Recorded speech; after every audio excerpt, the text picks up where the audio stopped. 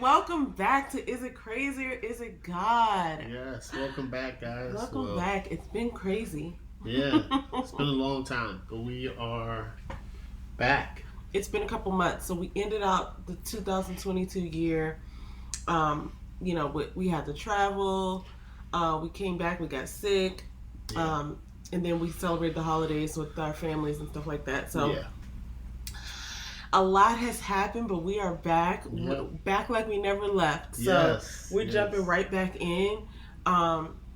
And we're going to talk about this a little bit later, but we basically reread where we left off. I think we filmed a study session on what we're about to talk about today. Mm-hmm. And then we just decided to go back and just reread it. So we'll be fresh in our minds.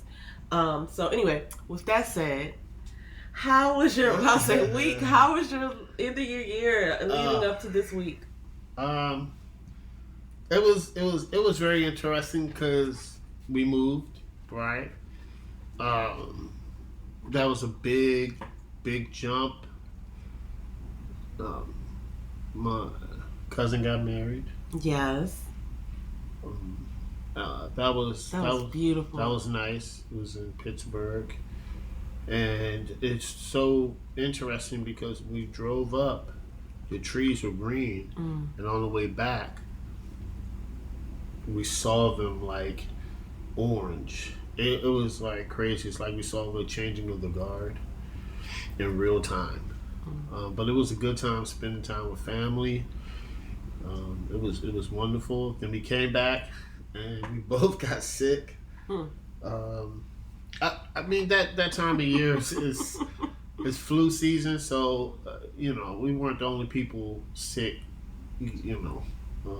but it happens. It was around October, so and then December came. We spent time with family. This Thanksgiving, I was a little down, so I usually grill. I usually smoke a turkey, and I missed that. So, but don't worry, I'll be back. Don't worry, everyone. I'll be back. Everyone's so worried about your smoked turkey. Smoked turkey, man. And we spent time. We ate good. We did a TikTok. We did a TikTok. It was like a film production. Listen, when you work with professionals, professional work must be done. Yeah, man. Shout out to Earl, Bowie State nephew.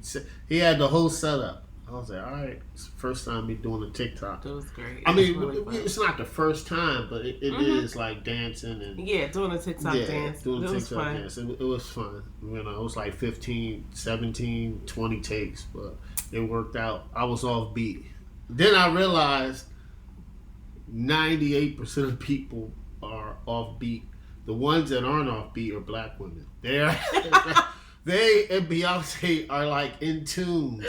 Oh They're God. in tune, right? So I don't feel as bad.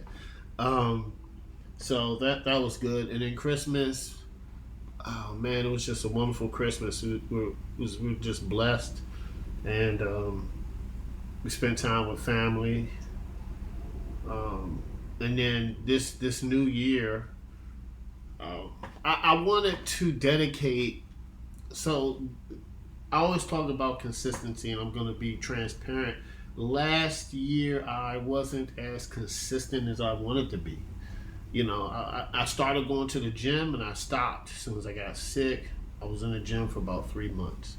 So this year, I've dedicated to waking up early, connecting more with God, connecting more with myself. Focus on reading. And this past week was great because I woke up early for 4 days. So I'm pretty happy, and I'm looking forward to continuing it. I feel better. Sometimes I would just get up and get right into work mode, but working out, meditating, connecting more with God is a little uncomfortable because I'm so used to waking up and getting right into the rat race, as they call it. But this kind of like, you know, no negative things when I first wake up. It's humbling. It's kind of like I'm just trying to connect with God more spiritually, and then, you know, being in the gym, I was sore. It felt good, but it didn't. But I was sore as a mug. So I'm looking forward to it. You know, just building upon that, and, you know, going from 4 to 5 days, 5 to 6 days a week of me, you know, staying on schedule. So that's how my time went. It was I really enjoyed it, actually. And this week I kind of, which is it's an interesting week, but it was good that we read the Bible in the morning time. We stuck to it. So I'm just keep looking for the consistency. That's it.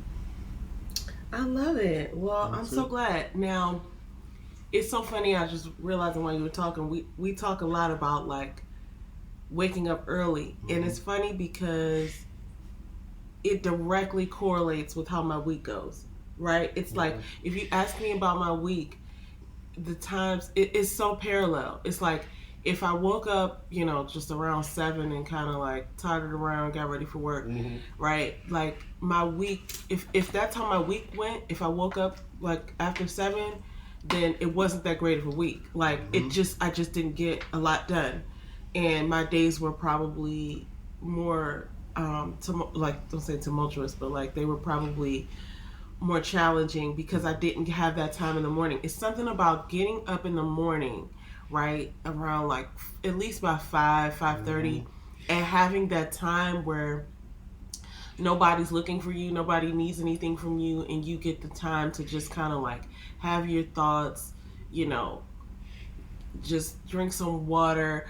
Like for us, we do like gratitude in the morning, we do Bible reading, Bible study, and sometimes I'll sit there and I'll just write out all the things that I'm grateful for and like what I, you know, I'm looking forward to by the end of the day, and like, you know, what I'm looking forward to having accomplished, right? So it's kind of like a, you know, today is going to be so great, you know, and just thinking about what I would be thinking at the end of the day, like today went great, this happened, that happened, this was right on par, da da da da. Sometimes when I do that, it just really gives me some power over the day, so I'm not just like reacting to things, and that's really what I'm trying to say, is that it directly correlates. Waking up early directly correlates with how my day goes, and if my days go well, then my week goes well. Yeah. Right, and I get to get more done, feel more, you know, accomplished, and that's why, you know, I just wanted to say that because I think we talk a lot about like, oh, I woke up early or I didn't, and so just kind of like answering the question that I asked you about how the last part of my year went. Versus like this first week of 2023. The end of 2022 went okay. Like I think the year itself was successful. Yeah. But the end of it was kind of like a coming to realization of like, you know, everybody like reflects on their year, makes their New Year's resolutions. We didn't necessarily make resolutions. We just made like goals that are midterm and long term. Like, this is where I see myself, this is my identity that I see myself in, and this is how I'm going to work towards it, right? Like, so we're basically about building like systems and habits, right? But towards the end of the year, it gave me a reflection period of like what I hope to continue and what I hope to discontinue or replace with better habits. Yeah. And I definitely felt, you know, there were times where I prioritized other things over like Bible study. You know, especially just like closing out the year, it's like work, it's holidays, like you're trying to do all these things. And for me, I didn't benefit. I mean, like I got all my work done, but I didn't benefit from skipping those mornings. And I fell completely off track with my workouts. You know, if I'm gonna be honest, now that I'm thinking about it, I feel like I just felt my way through the dark for the last quarter of 2022. Like I did, it's funny because like I did really good at my job. Like I did really good, like plotting and planning, and I put a lot of energy into that. But like as far as myself and like my life is concerned, like I was trying things, I was doing things, but I don't really feel like it was like with some holistic purpose, and I didn't do as well as I could have, having identified those things and the plans that we have moving forward. So I'm really excited about this year. I think this last week went well. You said that keyword consistency. Consistency is really about, doing every day, in a consistent way. I hate to use the same repetition. word. Yeah. It's about doing what you're doing now and being in the moment and then just repeating it.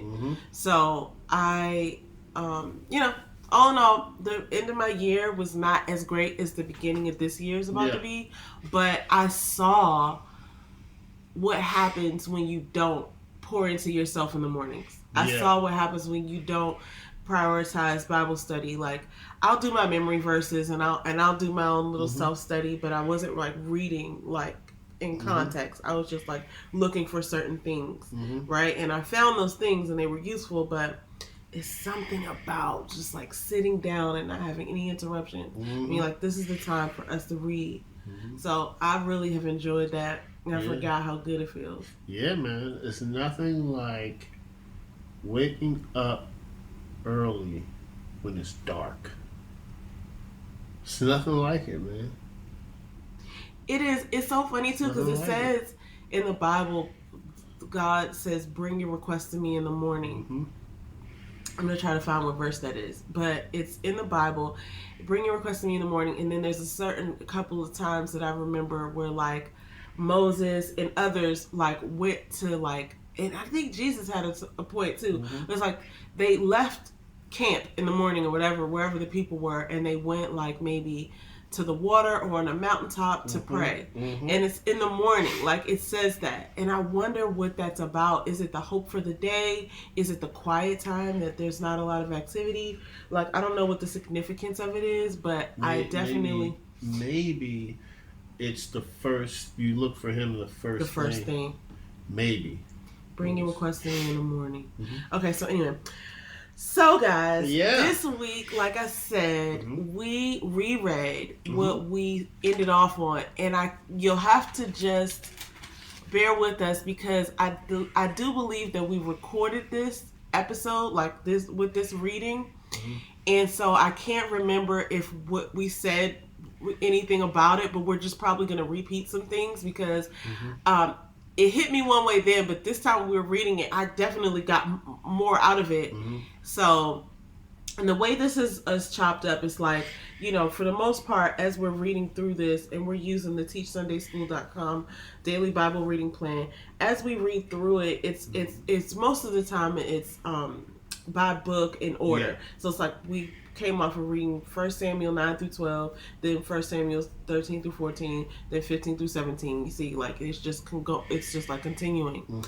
But this time when we read, it has us reading Psalms, jumping around to different Psalms, and then it has us go back and read 1 Samuel 25 through 27, and then we're jumping back to different Psalms. So it's a little difficult to keep up with this, but I will definitely list in the description box all of the different like books we were reading. It's not like read Psalms 1 through 7, now read 8 through 15. You know what I'm saying? It's not like that. It's like, I'll just say the first one is we read Psalms 7, 27, 31, 34, and 52. Like we read them like that. We didn't like read them, you know what I mean? Like we read them, So for that reason, I just want to say it'll be in the description box. But first of all, about Psalms overall. Right? What are your takeaways? I mean, like, we haven't read the entire Psalms, but from what the studies that we've done, what are your thoughts? Well, with the studies that we've done, we found out that Psalms are prayers to God. Like, it kind of teaches you how to pray and what to pray for.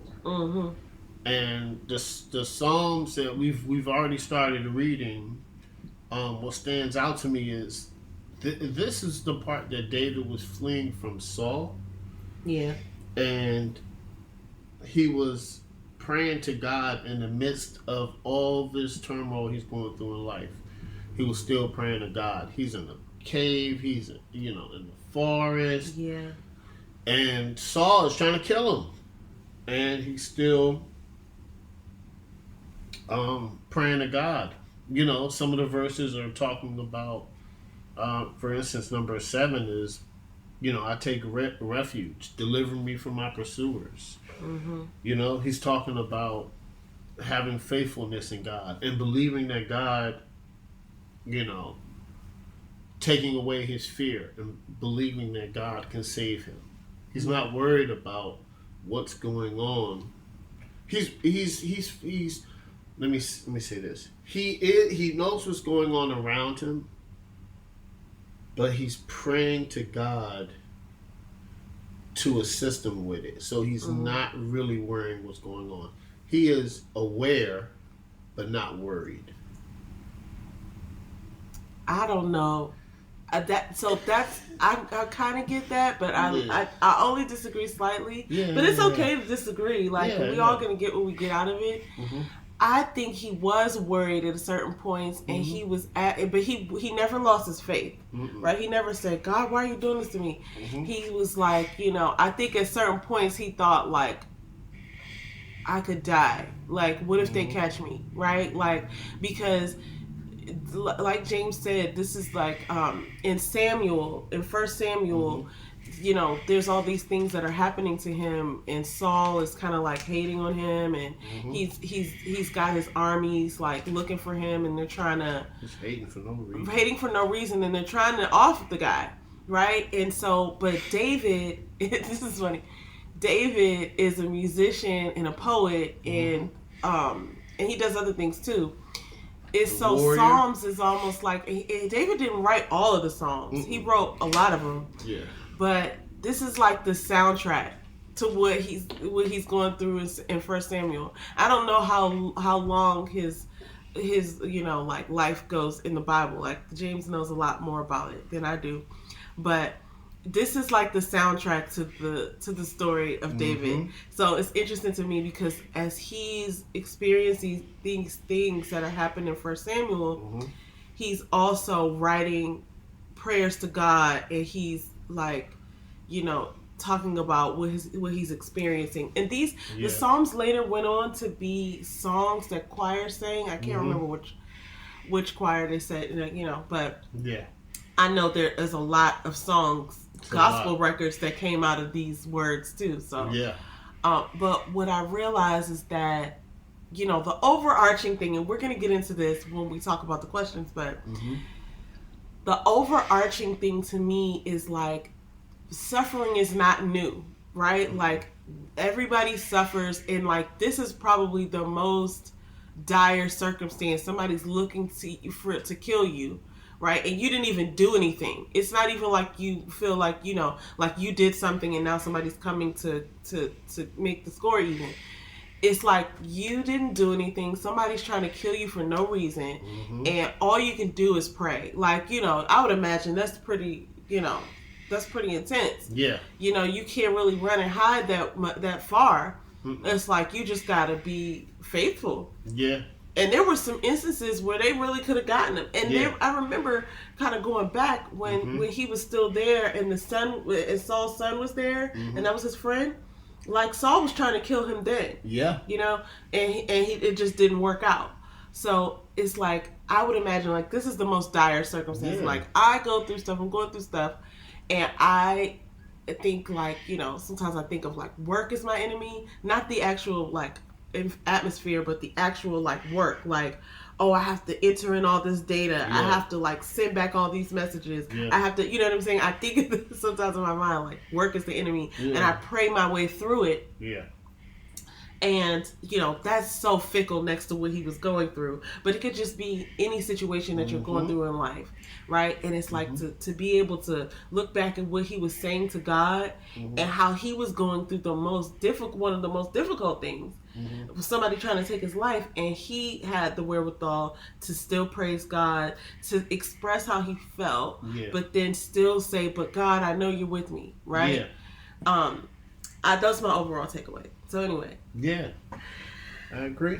So, you ready for the question? Sure. All right. It says, think of words that describe David in these Psalms. I guess we just answered. And they're speaking of Psalm 7, 27, 31, 34, and 52. Yeah. Words that describe David. Brave. Yeah. Disagreeing with you, I say he was afraid. Okay. Let me see. Confused. Yeah. Because in Psalm 7:3, he says, "Oh Lord my God, if I have done this, if there is injustice in my hands, right? If I have done evil to him who was at peace with me, or without cause robbed him." So he's like, if I've done anything, I don't think I've done anything, but if I've done anything, please, let them pursue me and overtake me. And then he's obviously hopeful. Yeah, like to 27, he said, the Lord, 27:1, he says, the Lord is my light and my salvation, whom shall I fear? The Lord is the stronghold of my life, of whom shall I be afraid? Yeah, that's a song. I mean, like that. I mean, this is a song. So I think, I think you can say courage. He had courage. Yeah. He had, he was fearless. Because it seems like he was telling the Lord, like, because I believe in you, I'm not worried about my enemies. Because I know that you'll take care of it. I would also say he was well versed, because in Psalm 27:8, he called on the word of God. This is another thing that I think is interesting, because as I read the Bible more, and I have more study time, and I have more understanding of like what God does and what he's done in the past, right? And like God is the same now as he is then and forever, right? Now that I have that understanding, it's like easier for me to believe that everything's going to be okay. Yeah. Whereas, let's say 10, 15 years ago, not like I was running the streets, but before I was really like serious about studying the Bible, like I would just go through things, still believing in God, but not being able to like call on the word of God. Yeah. So it's just like you're just making it up, right? And you're just like, God, please help me with this.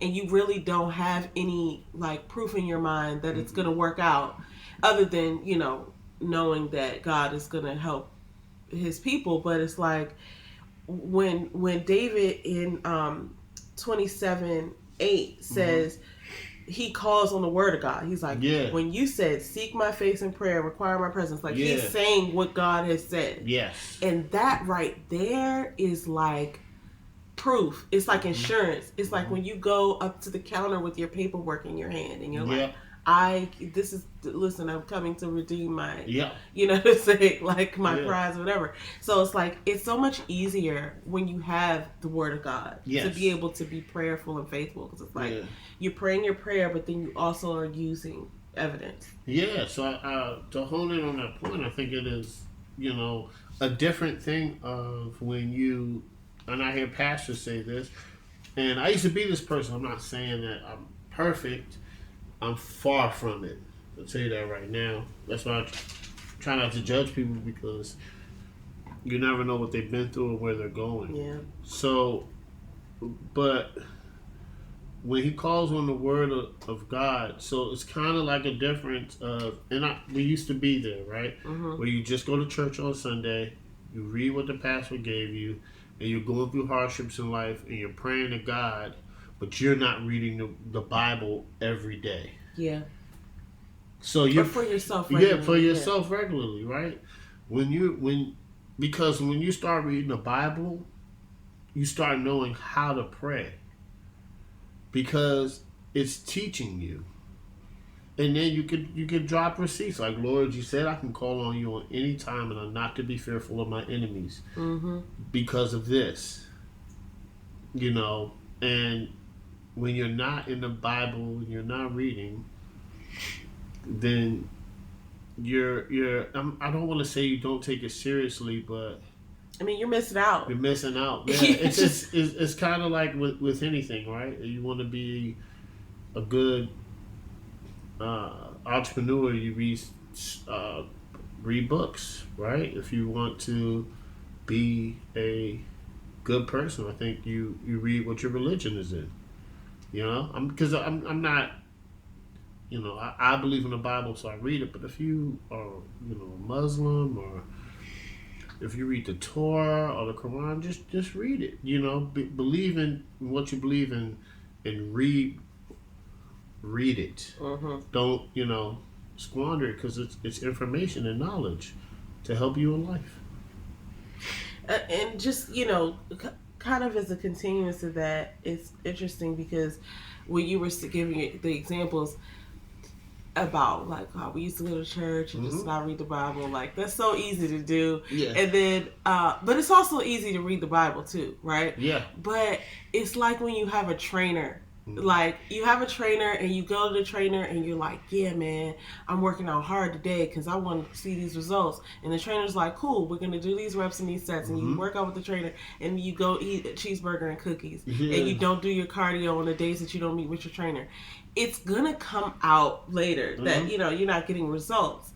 And I feel like that's so funny because that's you know, how a lot of people do. That's how we used to do it. It's just like, oh, you just go and read whatever is up there on the screen and, you know, be holy for Sunday and then go be ratchet all week. And then, you know, you really just find yourself in a cycle. And I'm seeing the sort of like how I'm building up a knowledge base that is serving me in a way where I don't have to have those days that I used to have of like, just feeling hopeless. And like sometimes you're gonna feel like that anyway, but I just noticed that when I get a little bit more in a word, and like let's say like I had a bad day on Friday or bad morning or whatever, right? And then I went and I was like looking at the word and it was almost instantly like, oh yeah, you know what I'm saying? Like I remember, and then all the other stuff comes back to you.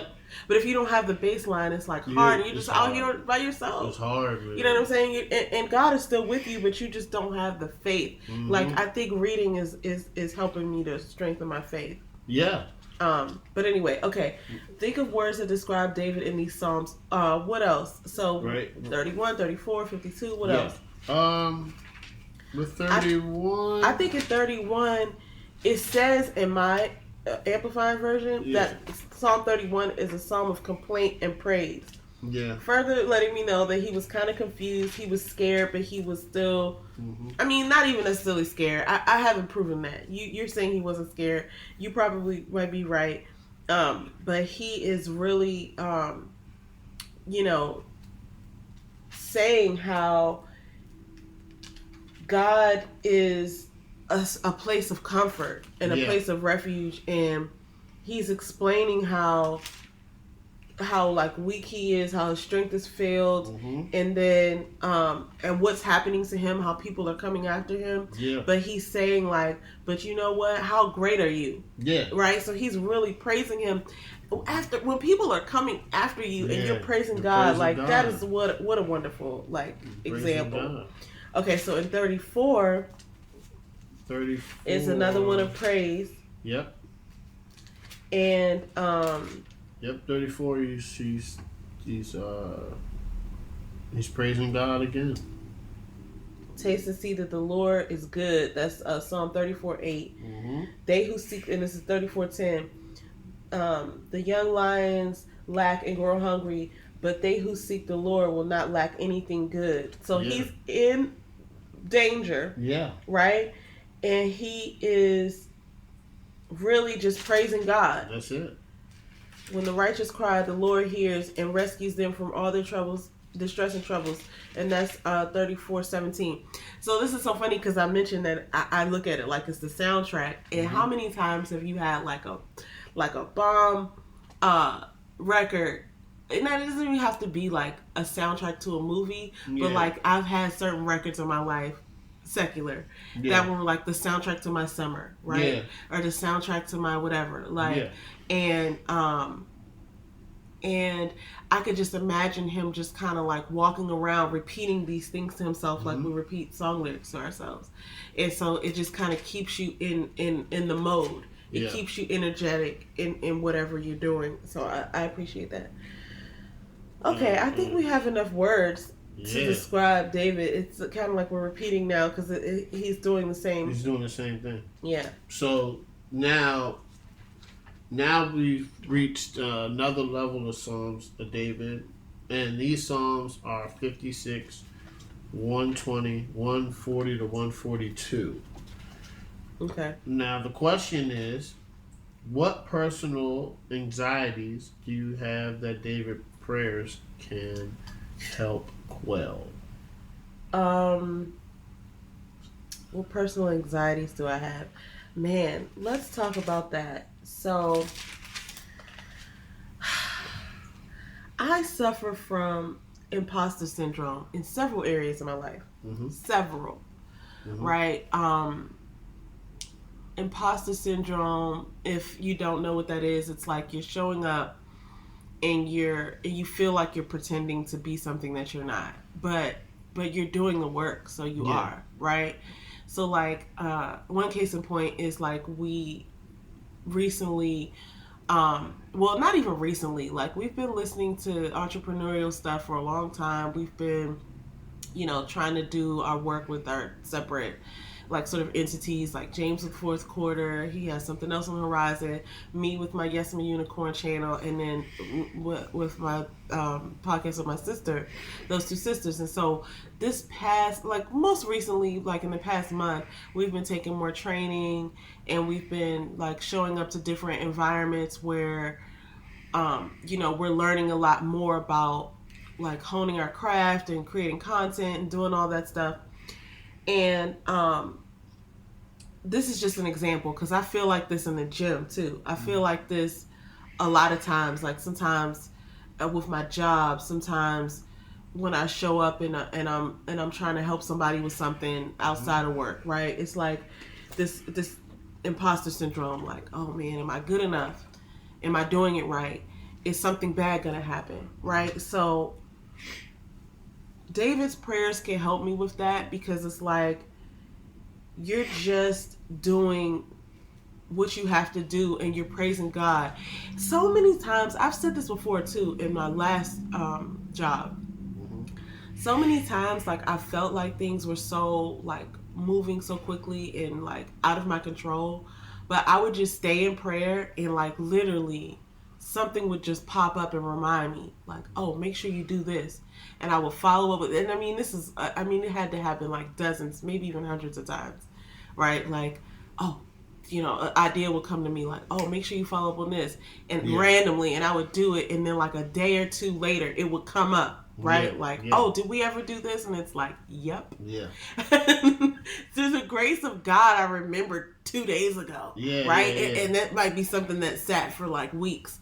So I feel like God orders your steps and God puts in front of you what you need to focus on. So what personal anxieties do I have? Imposter syndrome.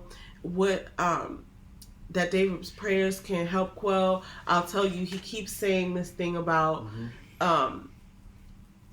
how they're trying to get me, but I put my trust in you. That's an ongoing thing that he keeps saying.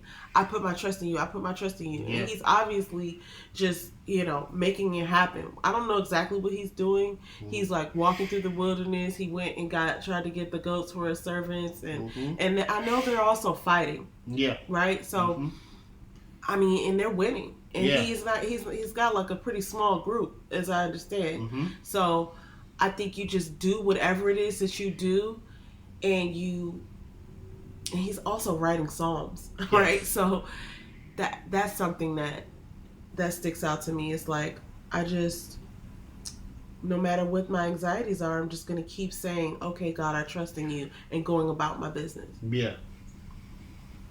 What personal anxieties do you have?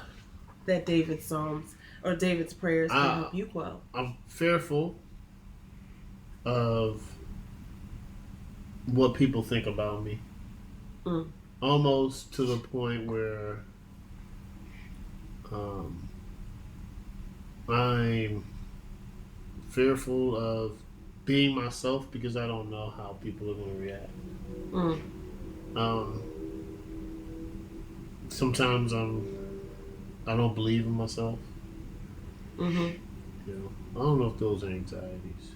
I would think so. I would think so because it's something that's just kind of like eating away at you. Let me look up the meaning of anxiety while you continue. Yeah, so those are a couple things.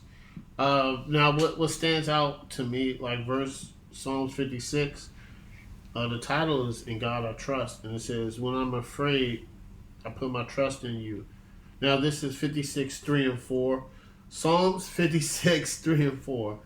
When I'm afraid, I put my trust in you. In God, whose word I praise. In God I trust. I shall not be afraid. What can flesh do to me? So I wrote down, don't be afraid. Just put your trust in God. Which is tough because we're all fearful. But God's just like, so you got to understand, God doesn't know what fear is. He created it, but he's not who we are. We go by fear. What else? God doesn't probably know a lot of the emotions that we go through. I don't think God is emotion. He doesn't. That's a human thing, right? Happy, sad. Now God is angered, and God knows about love. But those are the only two things I've seen so far. That emotions that he shares with us. Most time he doesn't get fearful. I don't want to say he's like this is all made up, but he's like this world is. Yeah, a lot of times. I created this, and this isn't the end. Do you think this is the end? It's not. You're gonna be a different being somewhere else. You're not even. This is just you're gonna be like that. Life goes by like that because you're just a shell of who you really are. You're, like everybody has a spirit, so there's gonna be an afterlife where you live forever, right? Whether you goes here, you go down there, you go up there, but this isn't the final place, and we think it is, but God's like no, because we're small minded. But what's the definition of anxiety? So I got a few here. So you got apprehensive uneasiness or nervousness, usually over an impending or anticipated ill. Mentally distressing concern or interest. A strong desire, sometimes mixed with doubt, fear, or uneasiness. There was one that I really liked, though. Those were from Merriam-Webster. There was one back here that, when you just Google a thing, and I guess it says Oxford Languages. I don't know which dictionary it's from, but it says a feeling of worry, nervousness, or unease, typically about an imminent event or something with an uncertain outcome. I like that one. Here's why. Because obviously all outcomes are uncertain. Even if we think they are certain, they're not, right? Like all outcomes are uncertain. And one of my favorite quotes is, when nothing's sure, everything's possible, right? Because it's just like, okay, well, this hasn't occurred yet. So anxiety is telling you that it's going to end badly. Yeah. Right? But really, you don't know yet. Nope. And depending on what you do between now and then and how much you pray, and really, God already knows what's going to happen. Yeah. So there is a verse that I was just looking up for my memory verses is, I want to say is 2 Timothy 1:7. God didn't give us a spirit of fear. I think that's what it is. He gave us the power, love, and a sound mind. Yep. Right? Now, there's different versions, because that's what I do with my memory verse. I look up a whole bunch of different versions so I can really get a good understanding of it. And I don't think that God gave us a spirit of fear. However, here's another thing that I want to just be, playing both sides of. It's like, God, we should be fearful in God, because God has control over everything. Yep. So if God has control over everything, and I'm worried about XYZ or ABC, and God actually has control over that, I should really just put all my focus and attention on the one who controls it all. Yep. And then he's going to figure out ABC and XYZ, and I don't have to do all of that. Yeah. All I have to do is just pray to God, be silent, try to hear back, see what he wants me to do, and go about my business and do it. And he's going to make sure. And like, whatever ends up happening is what happens anyway. Like, I actually don't have so much control over the outcome. I can do what I can do, but I really just need to stay focused on doing that and praying. Yeah. So that requires trust. It does, which is so hard because it's one of those words that's like fluffy or something, right? Like how can you really define what trust is? Like, because part of me feels like this. I do trust God, right? Like, part of me feels like, obviously, it's a logical thing, right? It's logical. Yeah. Of course I'm going to trust God. It's like, if you ask me, do I trust God? Sure. Absolutely. He's trustworthy, right? But then when it gets down to it, and I'm just like biting my nails, worried, that's not trusting God. No. But like, what is the sort of like meat and potatoes of trust, right? Is it trying to be calm? No. Like, what is it? If I say I trust God, but then I turn around and I'm just worried about everything anyway. Yeah, I think it's letting go of the control. Realizing you don't control it. You can only control certain things, right? You control when you wake up, but you can't control the things that's happening around you. I think trust is giving up some control to God. Giving up control. That's probably the hardest thing. Surrender. That's hard. I'm not going to lie. I'm going to probably be working on that for the rest of my life. Yeah. Yeah, because it's hard. It's difficult.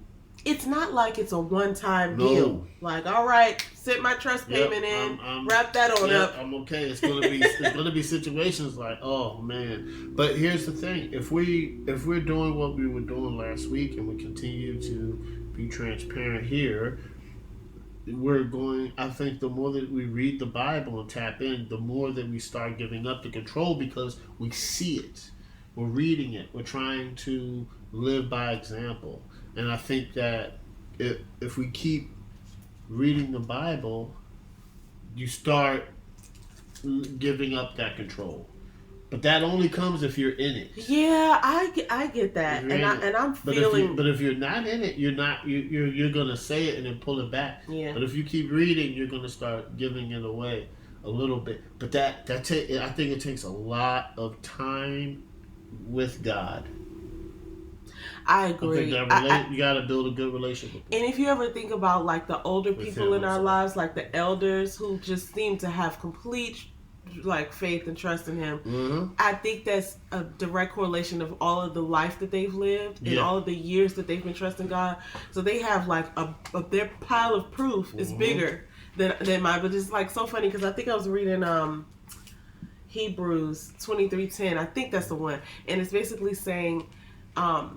Lean on God, right? I'm paraphrasing here, and it's like your trust, the hope that you say you have in Him, like show it, right? Like, and trust Him. And so it brought me to this point because I was like, yo, I do tell people that I trust God, and I do, tell my friends I'm praying for, tell my sister I'm praying for her, and just trust God. I do tell my nephew, like, you just have to pray and trust God. Yeah. And so if I'm saying that to other people, if I'm saying that to YouTube or the world, right? Like, and then I turn around and I'm like, but I don't know about this. Man. Like, my silly little problems. Like, that makes me such the biggest hypocrite. Yeah. And I do know. And it made me think, like, back on all the times where I was praying so hard, God, please let this go right. Please let this go right. And it always has. Yeah. Right? It's just like the new problem that you have. Well, this one's different, but it's not. It's not. It's not different. It's not. That's your mind playing tricks on you. Yeah. All right. All right, let's keep it moving. So, I'm having a great time with you guys. Thanks for joining us.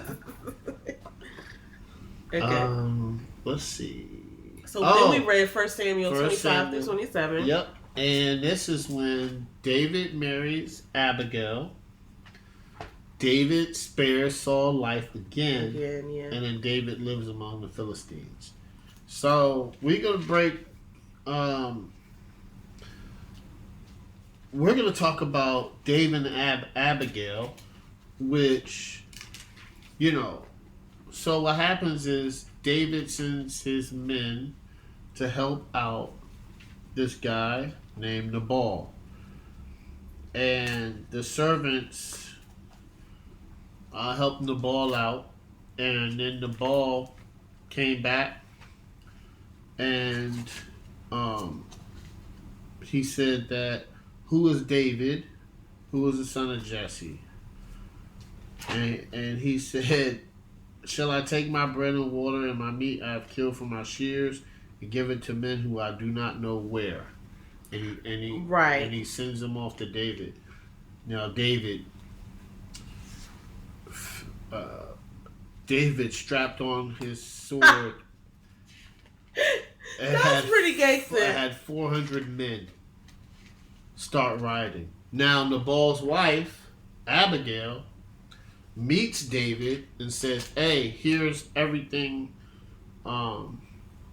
Here is everything, right? So she took 1 Samuel 25:18.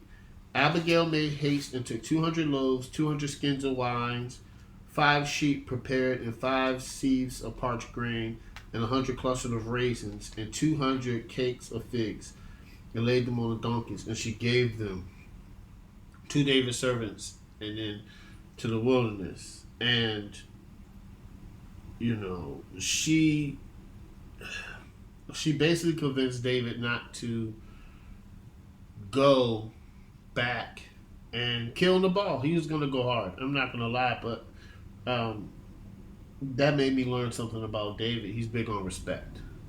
Yeah. We saw that in another part too. Go ahead, sorry. Big on respect. And then he told Abigail, like, look, man, you're blessed. Let the Lord take care of it. And so he did. And then what happened was Nabal had a feast in his house and he got drunk. And he was happy. He was very drunk. So in the morning, Abigail says, I gave all this to David.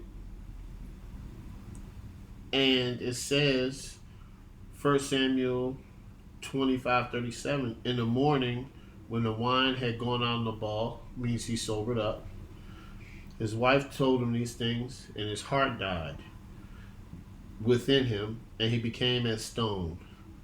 And about 10 days later, the Lord struck Nabal and died. So what I got from that is, let the Lord fight your battles. Right. Because I think what happened was, David was about to go hard. Yeah. But then Abigail showed compassion and she said, let the Lord fight it. He said, okay, I'll let the Lord take care of it. And what happened with Nabal, I think, number one, I don't think he was healthy. And I think when she told him that, it was so shocking that he had a heart attack or a stroke because of what Abigail did. Right, because she went and gave the rations or whatever it was. And then what I got from it, sometimes some people are just going to be evil. Just some people are going to be mean. You know? That's what I got out of that. Yeah, and you can't necessarily act as they did, right? Because, just kind of recapping here, David had hooked Nabal's folks up. Like, Nabal had folks near David's camp, and he made sure that they were safe. He made sure they were good. Fed. So then when he called back in a favor, like, hey, Nabal, let me, I know you got a lot. Yeah. Can we get a little bit so we can feed our folks? Yeah. And then Nabal comes back with the okie doke, like, nah, I don't see why that's a good idea. So now David's ready to ride or die. Like, David's like, and that was in Samuel 25, 21, where he breaks down. So 1 Samuel 25:21, he's like, surely in vain I've protected and guarded all this man has had in the wilderness. so that nothing was missing, and nothing that missing of that belonged to him, and he has repaid me evil for good.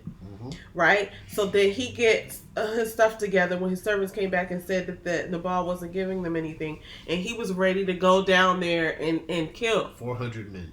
And I think and that David is a warrior too, guys. Here's the thing. He's not no slouch. So here's the thing, though. He was going to react to Nabal's reaction with what he felt was an appropriate reaction. And so many times, right? This is like an interesting point, because so many times I'm compelled to do that as well. Right? Like you do something that you feel like is disrespectful to you, right? And then it's just like, well, let me show them, right? Yep. But it's like, you don't actually need to be like them. You can just do what, just go about your way and know that, okay, it's cool. I'm all right. You know what I'm saying? And then Abigail came and made it right anyway. Yep. And I really feel like he said in 1 Samuel 25:32, "Blessed be the Lord, the God of Israel, who sent you to meet me this day. And blessed be your discretion and discernment."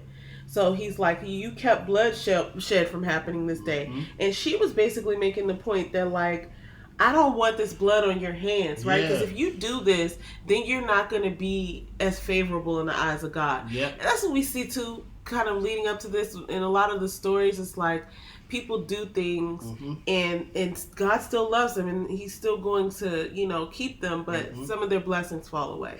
Right? Like, now favor with the Lord. You lose favor. And it's like, if you do those things, you can still survive them, but you're losing favor. Like, now I can't really, bring you. Like what happened with Moses. All right, Moses, well, now I can't bring you in the promised land. Yeah. Right? Like, it happens. We've seen it with a couple of people where, humans are flawed. We're all flawed. But it's like, you have a decision, right? And they did these things, and now we have the proof of this through the word. So now we can learn from that and say, somebody already had a situation like this. Let's see what they did and what happened to them, right? So now we have this to be able to make better decisions from. So anyway, sorry. What was the question? I apologize. No, you didn't even say the question. Good. I was like, no. David spares Saul life again, where he goes into Saul's camp and takes his spear when Saul's sleeping. David could have killed Saul again, but he spares him. And he makes sure it's known, like, hey, I spared your life. And, Saul was like, basically David was saying, how can I kill somebody that's been anointed by the Lord? And people forget that Saul was. The people chose Saul. Yeah. And God said, here, he's king. This is documented. Comparison. Oh gosh. Oh, okay. I'll let you finish. This is documented, right? So, but Saul was chosen by the people. David was chosen by God. So, even though, that's why he's saying Saul's appointed. Like, man, he's appointed by the Lord, so I'm not going to kill him. I'm going to show him some compassion. And then Saul left him alone again. But David still has to live among the Philistines, because he knows in his heart Saul's going to come at him again, because he's tried to kill him so many times. Yeah. Tried to kill him so many times. So he's like, I gotta get out. I gotta get out of here. All right, what were you about to say? I was gonna say, we had this conversation earlier about comparison is the killer of joy. Yeah. And it dawned on me just now that, like, I remember, it must have been in Judges. I can't remember when they appointed Saul. Yeah. And they were like, the people were like, we want a king like the other people, right? Like, we need a king because all the other people who are on the earth have a king. I remember that. It's like, why are you looking at that? Like, God is your king. Like, you're different than them. So, like, you should just be grateful for what you have. But, okay. You know what I'm saying? God is going to follow the order that he puts out there. And he's given us a choice. So he's going to, let us do what we choose to do. And God, and Samuel told them, he said, if you do this, the king is going to take your rations. He's going to send y'all to war. And they were like, we don't care. I remember that. That's wild. So anyway. All right, here's the question. I have to look this up because David is gathering a depth of character. Name some specific virtues that he's learning. So I got to look up so virtue. Then what is virtue? Oh, excuse me. This is what I'm saying. I know they say, okay, I'm going to cheat here. Not cheat, but just go off of memory. I know they say patience is a virtue. Yeah. Right? So I think he is learning patience because he keeps going through this with Saul, right? Like he had this happen to him before he left the first time when he was with Saul's son, which I can't remember what Saul's son name is right now. But when he was hanging out with Saul's son, and Saul's son was like, yo, you need to go because they're trying to kill you. And he left the first time. Jonathan. Okay, thank you. When he left the first time, you know, he's been through this before, and then Saul came into a cave, and David was in a cave, and while he was like relieving himself or whatever, David, did I say Dave? Oops. David was like, he could have killed him then. Now he's back out in the wilderness. He keeps fighting a good fight. He keeps, going through this. And I would say that he's learning patience because it's like, it still is not the case that they're not trying to kill him. And then he's also, I don't know if this is a virtue, but I think he's learning to call discernment because he's like, even though Saul is now saying here in 1 Samuel 26:21, it says, then Saul said, I have sinned. Return, my son David, for I will not harm you again because my life was precious in your sight this day. And after that, David's like, nah, I'm gonna be I'm gonna be on my way. Like, I can't trust you. Yeah. So if he's learning that discernment, I don't know if discernment is a virtue, but I know patience is a virtue, so I'm gonna cheat with that one. Now, what's the definition of virtue? Have you found it? Yeah. What is a virtue? It is the behavior showing high moral standards, like similar goodness, righteousness, morality, uprightness, integrity, dignity, rectitude, honesty, honor, probability, respectability, nobility, worthiness, worth, good, trustworthiness. Of course, we know patience, purity, merit, principles, ethics. What's the best definition? Conformity to a standard of right.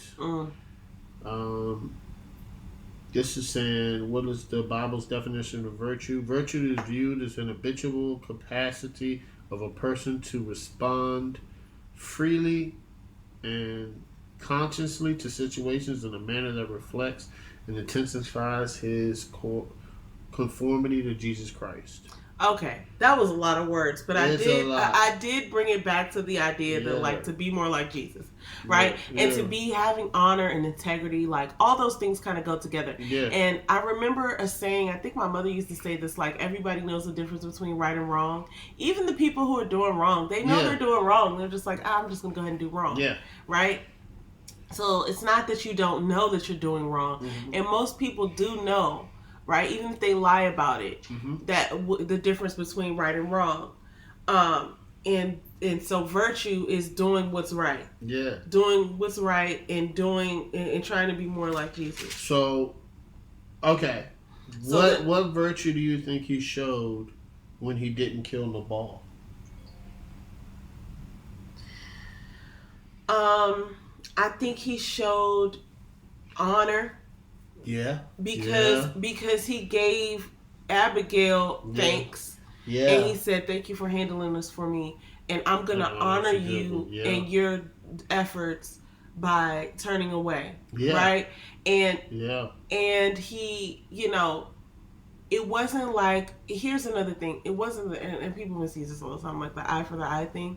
It's like he was going to go and kill when nobody had killed him. They just denied him stuff. Yeah, so, and look, he, on the flip side of that, Nabal was not honoring right their deal because David had explained how we just took care of all your folks. Nothing happened to none of your stuff and none of your people under my watch, on my watch, and now I'm turning around and I need a favor from you and you're acting like I didn't just help you.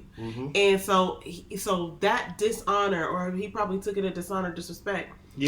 that dishonor was not met with more dishonor. Yeah. He instead honored Abigail's efforts and said, okay, right? Because I mean, I guess honor, or I guess, the tit for tat would have been he just goes and takes the stuff anyway. But then that would have been theft. Yeah. Right? But that's not a virtue. Yeah. Virtue is what's honorable, as I understand it now. Yeah. So I think, okay, but sis, what is he learning?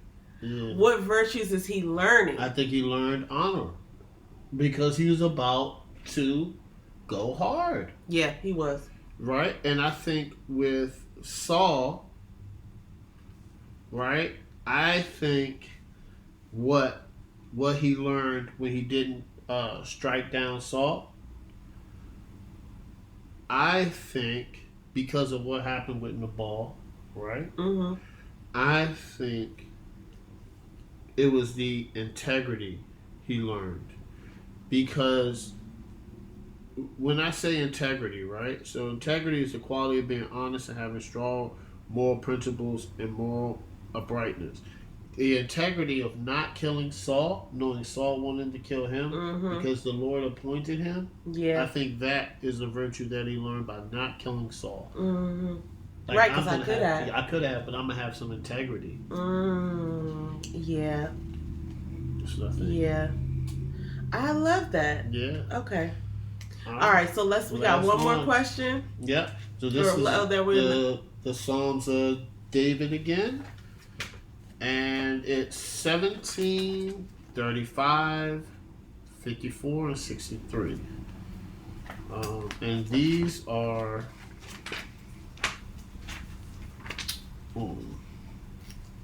here's a question. David was not afraid to reason with God when he wants something. What are some examples? Let me see. He's praying for rescue from his enemies. Yeah. And so he is basically saying he has done all these things. He's humbled his soul with fasting. He behaved as if he were grieving for his brother. And he's calling out these people. Yeah.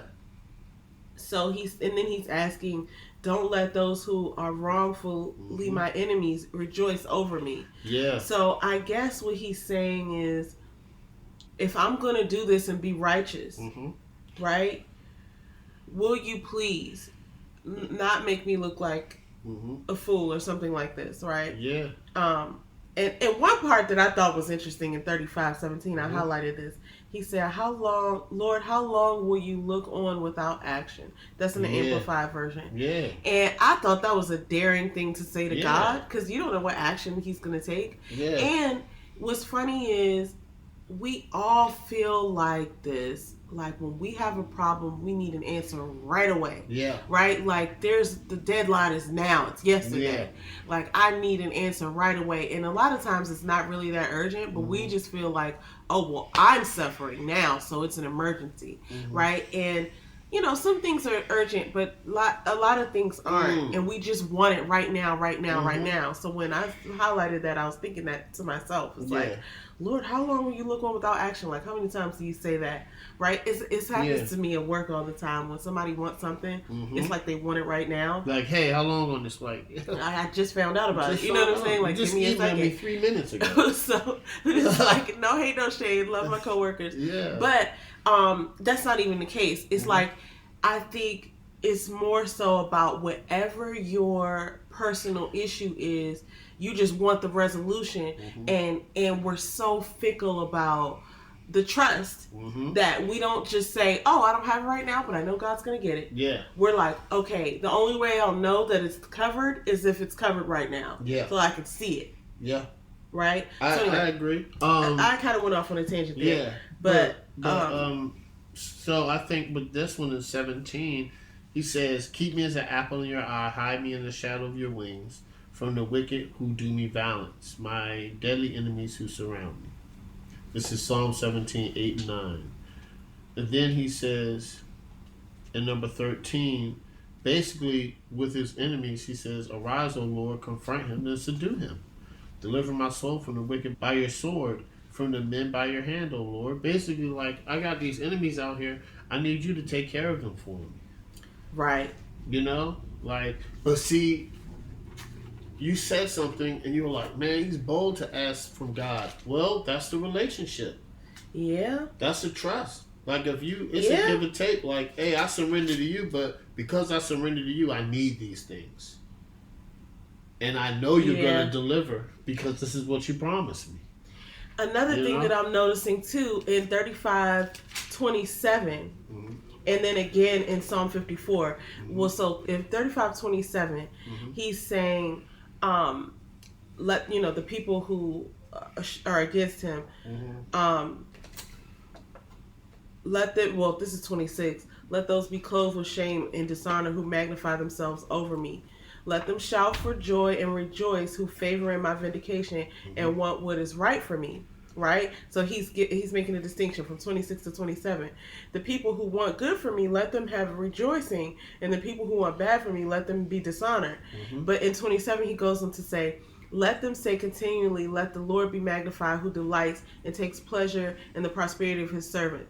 And then 28, he says, and my tongue shall declare your righteousness and praise in your praise all the day long. So he's kind of reasoning with God and saying like, hey, please give me this. Please honor your word, and I'll always praise you. And your praises will be continually in my mouth forever. Like I'm going to tell everybody how amazing you are. So that's kind of like reasoning. It's like, please God, I know you're going to deliver this. I know you're going to honor your word. Please do this immediately, right? Please do this so that I can do this. If you do this, I'm going to praise you forever and a day. Like I'm never going to say God didn't help me, because he's always there. In Psalm 54, he says, in Psalm 54:4, behold, God is my helper and ally. The Lord is the sustainer of my soul, my upholder. 5, he pays back with the evil to my enemies, and your faithfulness destroy them. And then he says in 6, with a free will offering, I will sacrifice to you. I will give thanks and praise your name, O Lord, for it is good. So he's saying, I'm giving a free will offering, right? He's calling on the word of God. He's like, here's what I'm going to do, right? Because I know you're going to do this. And that's, I guess, the reasoning is that I'm going to be righteous. I'm going to praise your name. I just need you to do this for me. Yeah. Because I'm righteous and praise your name. Yeah, I need this. Yeah. You know? And then the last thing in 63, Psalm 63, verse 9 and 10 and 11. He says, but those who seek to destroy my life shall go down into the depths of the earth. They shall be given over to the power of the sword. They shall be portion of jackals. But the king shall rejoice in God. All who swear by him shall exalt, for the mouths of liars will be stopped. Once again, like, take care of my enemies for me. Because I'm praising you. Because I'm righteous. I'm righteous. I'm seeking you. The first verse in 63 says, "O God, you are my God. Earnestly I seek you. My soul thirsts for you." I'm giving you everything I have. Yeah. I'm giving you my soul. I'm praising you. Because the God doesn't connect with our flesh. And I said this when we were reading. God connects with our soul. And that's what David says. So that's one thing. It's so interesting. I got to just double back on that one point, because it's like, not that God doesn't help everybody, but because you're righteous and because you're, because you have a heart after God, this is David I'm saying, right? When you're righteous and you're doing what God has told you to do, and this is the same David that beat Goliath. This is the same David that said, like, oh, God is so strong. Like, y'all don't talk bad about God. How dare y'all let this person come in here and talk about my God, right? And talk about our God. So it's like, when you're that person, then, and you have that relationship, then you can call on God like this, right? Not to say that you can't when you're not, but when you're not this person, you wouldn't even think to, because you don't even know if God is listening. You don't even really know. You don't have the faith. Right? So it's like, of course you wouldn't say that. But this person knows that, like, God, I'm doing everything you said. And so that means, you know what I'm saying, that this is going to happen for me. Yeah. So I'm calling on that. And that's really interesting, because I think it does speak to something that leads to integrity, like that leads to a virtue, which is you know that you don't have the right to do certain things, right? Like when you know that you didn't, let's say, just using this as an example, not like this has happened in anything recently, but like, let's say we go to one of those movie theaters where you pay for your seats ahead of time, and somebody's sitting in your seat, or you're at a game or a concert or something, and you go up to your seats that you pay for, and somebody's sitting there. They're not necessarily going to argue with you because they know that those aren't their seats, right? So it's kind of like an example like that, because if you know you did something, like you know you deserve this, you're going to come and you're going to stand for it. So like if I pay for these seats, I'm going to come and I'm going to show you, like, hey, listen, you know these aren't your seats. Look at my tickets. Look at my tickets. Right? And so I think being righteous and being prayerful and being, just having a desire to please God is your ticket. It's your ticket to say, hey, God, remember, like, please help me. Yeah. So it's your ticket, and it's the relationship. That relationship, man. It is. It's real. Yeah. Wow, that's really interesting. So that was where we are. Next week, we're going to read 1 Samuel 28 through 31. We're going to read Psalm 18. Then we're going to read, oh, man. I'm going to tweet all of this, too. Well, I don't know if I'm going to tweet it. I'm not another way. Psalms 121, 123 through 125. 128 through 130. Then we're going to read 2 Samuel 1 through 4. And lastly, we're going to read Psalms 6, 8 through 10, 14, 16, 19, and 21. And so the next time we come back to you, we'll have those read, and we'll be talking about those. But I had a great time getting back into our schedule of reading. And I literally had a great week, and I don't think it's any other reason other than what we said in the beginning, like just the reading, being able to connect with God in the morning, it just sets my whole day up for success. And so, do you want to give any shout outs this week? Well, back into it, I'm going to say, I'm always shout out fourth quarter. I'm going to shout out IICIIG, of course. Please like, comment, subscribe. We're going to actually start posting more. So we're going to be more consistent with that. And shout out to fourth quarter. It's a show where it's from the fans' perspective.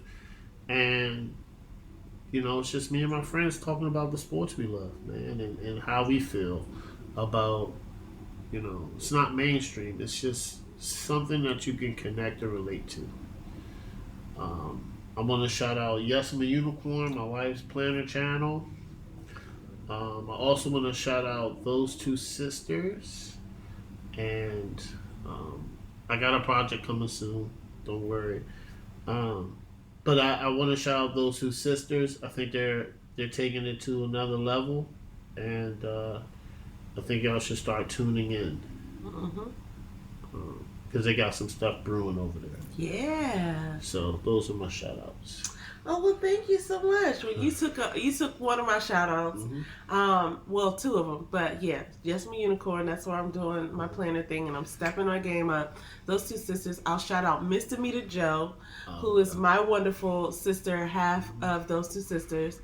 And this is like an unconventional shout out. Like, nothing we do right now is sponsored.